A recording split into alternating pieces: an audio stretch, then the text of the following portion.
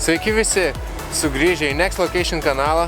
Šiandien pristatysime pasikalbėjimo įrangą važiuojant motociklu.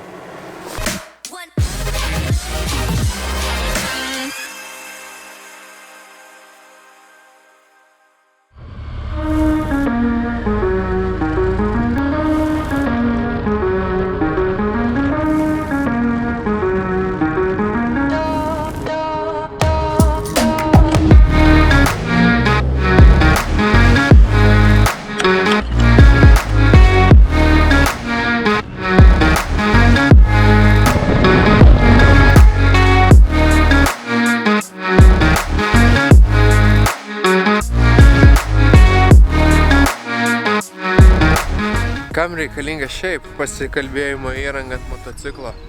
Tai pagrinde susikalbėti su savo pakeleiviu. Tai yra tikrai didelis pliusas, nes ilgose kelionėse yra vis linksmiau parodyti kažką, ką pamato keleivis ar vairuotojas kitam asmeniui, pasidalinti norimą informaciją. Taip pat yra labai didelis pliusas klausytis norimos ir mėgstamos muzikos, ne tik radijo. Tai prisijungus prie telefono galima klausyti savo muzikos ar audio knygų. Šis Skardo įrenginys mums laiko nepastoviai kalbant, klausantis daugiau radijos. Apie 2 dienas tikrai galima ištempti ir po 2 dienų pakraunamas per 2 valandas. Šiandien esame atvykę netoli Stokholmo prie Baltijos jūros. Tikrai gražu. Įrenginys yra labai super. Yra pirkti ir Cardo Freecom 4 be plius ženklo.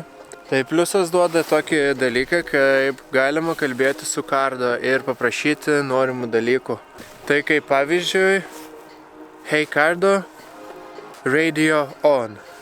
Ir tiesiog Cardo įrenginys jums įjungia radijo stotis ir jūs klausotės muzikos. Ar jūs galite netgi paskambinti kitam keleiviui, irgi pasakius Hey Cardo ir tolimesnė kombinacija. Jis atpažįsta jūsų balso kombinacijas ir padaro tai, ką jūs prašote. Su pliusu įrenginys išėjo 2019 metais, tai jei bus senesnis, balso komandos yra negalima.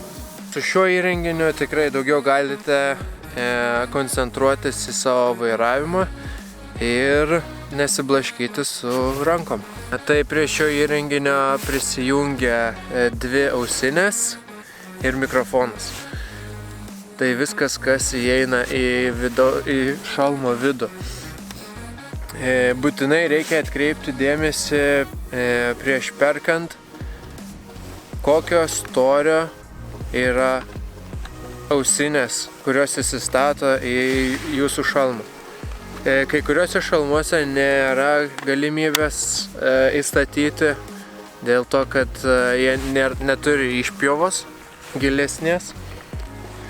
Tai reikia labai atkreipti dėmesį ir jūsų turimą šalmą, ar nereikės jums įsigyti kitą šalmą. Štai šis mikrofonas yra išorinis mikrofonas ir jis turi tokį pakietintą vamzduką, prie kurio laikosi pats mikrofonas.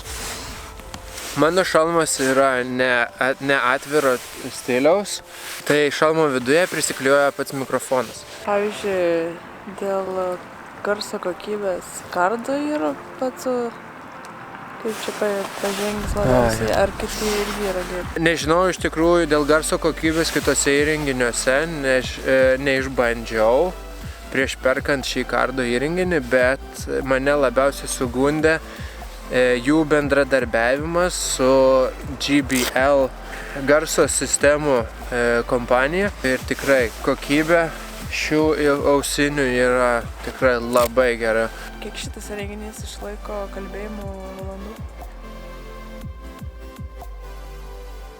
Šių įrenginių kaina labai priklauso nuo kiek žmonių norite prisijungti ir kalbėti vienu metu. Pradedant nuo to yra, kurie iš vis neprisijungia prie kitų įrenginių, kaip sakant, prie keleivių ar prie kitų vairuotojų.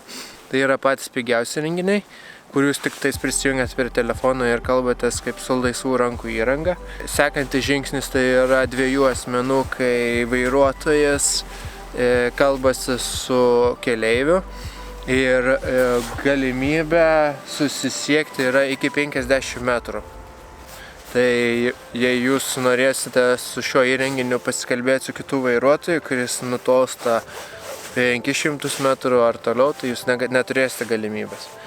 Tada yra dar vienas žingsnis, kai galima prisijungti iki 4 asmenų ir tuo pačiu galima kalbėti su kitų vairuotojų iki kilometro ar 800 metrų, kažkas tai tokio. Yra priklauso nuo įrenginio. Kuo daugiau, aišku, tuo geriau, nenutrūksta jūsų pokalbis, atitolus, pasimetus. Ypatingai prie miškų, prie medžių. Taip. Nes netgi radijas silpniau traukia su šiuo įrenginiu, kai esam prie miškų. Tai va, šis įrenginys prisijungus su 4 asmenim galima vienu metu, taip kaip grupėje susitikus žmonėm, kalbėtis kartu ir diskutuoti bendras temas. Ir paskutinis yra geriausias, vadinamas pasikalbėjimo įrenginys, kuris gali susijungti su 15 asmenų. Tai jau yra, kai jūs važinėjatės grupėmis, didelėmis grupėmis ir jūs norite visi bendrauti, nepasimesti.